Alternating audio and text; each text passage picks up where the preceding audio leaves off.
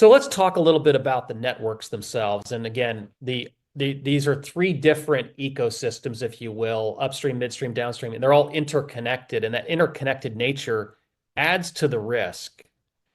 So, you know, stepping back a little bit before we get into some of these specifics, what is the strategy of the adversary?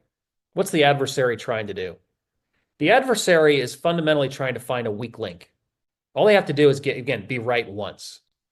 And so what's your strategy to protect yourself in lieu of their strategy? So this is kind of like that second level approach where you're anticipating what they're going to do, and then you have a plan to react to how they attack you.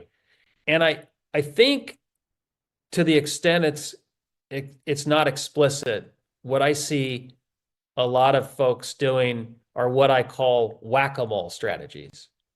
And that sounds bad, but it's very natural in a way. And what I mean by whack-a-mole strategy is if you think about the threats that you face, like it may be default usernames and passwords on certain IoT devices, cameras, et cetera. Those are going to be present. I'm sorry, you're just not going to get those out. They're going to be there. So if your strategy is dependent on you changing the usernames and passwords, default usernames and passwords on those devices, there's going to be a hole. Again, it just takes one.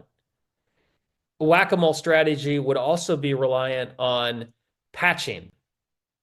And again, it's a good thing to patch, but it's not going to be good enough because 35% of all the CVEs that were discovered last year are what are called forever day vulnerabilities. So they're never going to be patched.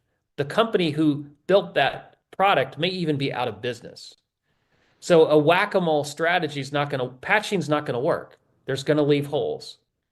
If you also are relying on cyber awareness training for your people, that's going to fail, right? People are going to click on links, maybe not as many as before and after the training, but still, it's a whack-a-mole strategy. And then talking about rotating your usernames and passwords every 90 days. Again, it's better than nothing, but fundamentally, it's a whack-a-mole strategy. And I would just, if you walk away with nothing else from this entire talk, I want you to think about a strategy that eliminates threat vectors as opposed to just tries to whack the moles of those that pop up. So to the extent, we can help facilitate that, I'd love to work with you in any way possible.